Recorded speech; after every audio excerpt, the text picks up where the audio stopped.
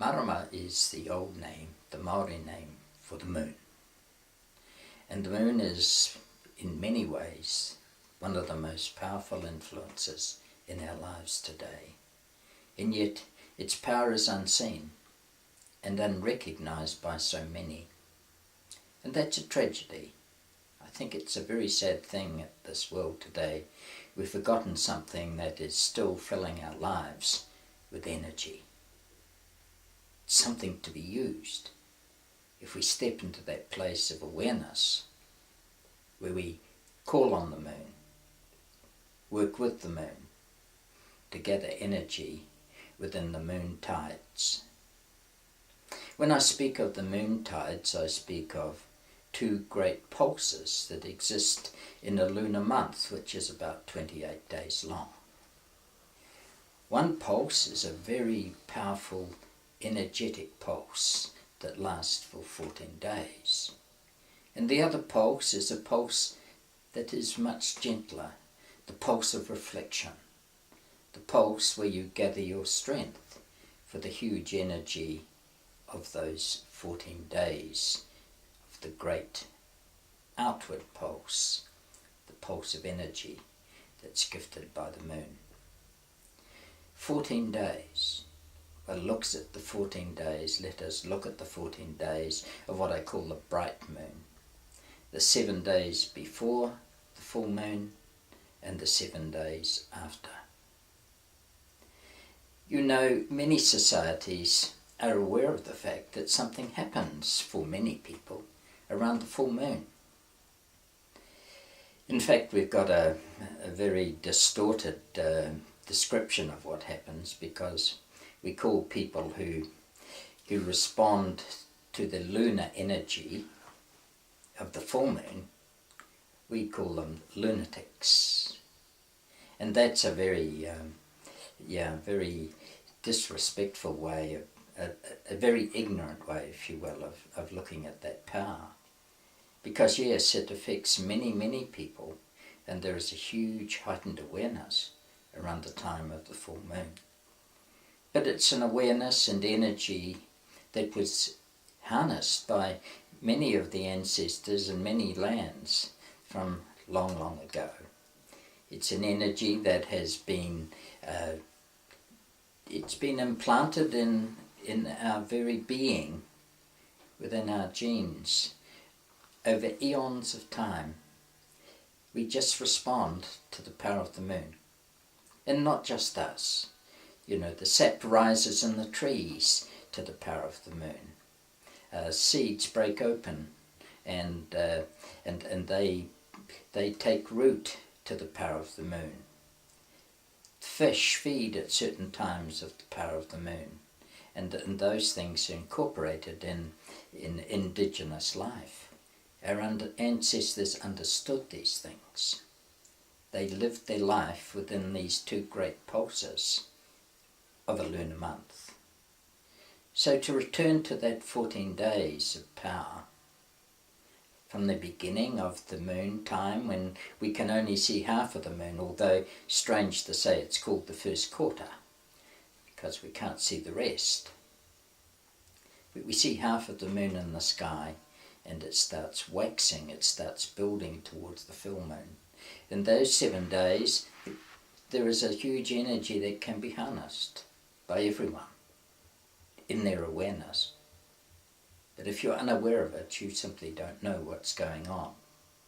Sometimes you'll hit it by chance, and amazing things will happen in that time of 14 days. But others, it becomes so much, so put aside by the static in life, by the things that intervene between us and the universe, that it simply goes by. I actually put a lot of stress in society today, a lot of unease and difficulty that people face. I put it down to the fact that we don't use these tides of the moon in a good way. So let's look at what one would do in the time of the bright moon, the time when the energy begins to flow and rise and reach its peak on the full moon and then quietly wane. Well, in the indigenous world, if we speak of the Polynesian world, the world of the Maori, the people of New Zealand, of Aotearoa, that's when they would do the very difficult things in life. That's when they hold their wānanga, their great schools of learning, and gather those who are to carry the sacred knowledge into the next generation. That's when they gather. That's when they are taught, because it's a time when the mind is lifted into a higher place. It's a time of huge learning. It's a precious time, a vital time for the future of the people. So they do their wānanga at that time, but they also take on incredibly difficult journeys at that time. That's when they bring the sacred stone we know as the pounamu. They bring that over the mountains, right across the passes, sometimes still covered in snow. They bring it over in the summertime, but the snow lingers. And they go through those passes in the power of the moon, carrying the sacred stone. The stone that holds the mana, the spirit of aroha, of love, of healing. The stone that is made into the most precious of tools. Stone tools made of jade that is so strong, so tough, that you need diamonds to cut it today. But that's also the time when they made their great voyages on their double-hulled waka, their great canoes, some of which had a crew of over 170. That's when they used the stars to chart them across the ocean, to go beyond the distant horizons, travelling sometimes for the whole time, the 14 days of that moon, and if they had difficulties, even beyond. But the journey is made in the power of the moon. That's when they made their great gardens, when they had to clear and use a new place, and they had to remove the trees and turn the soil, and everyone gathered to that occasion. It was such an important time. It's when they dug the canals within the estuaries to help them harness their skills at fishing in a good way, and the skills for taking birds in the season, the ducks. So it was a very powerful thing to work in that time of the moon, with a huge tide lifting not only the spirit but the mind, and providing physical strength to carry you forward.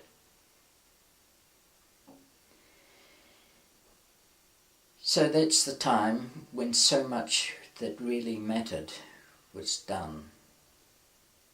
A time of challenge, a time met with great strength and courage. And then we come to the other 14 days of the moon. And that's the time of what you might call the quiet moon. It's a time of reflection. It's a time to think about the things that you've done and the energy of the bright moon and what needs to come. It's a time to tend relationships, to nurture relationships, to gather close in that way. It's a time that the elders described as the time to cuddle beneath the blankets. It's a time to quietly plan the way ahead.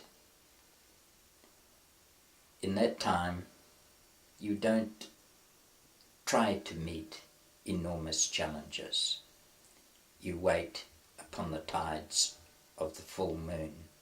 You wait upon the powerful tides, the energy that comes at that time.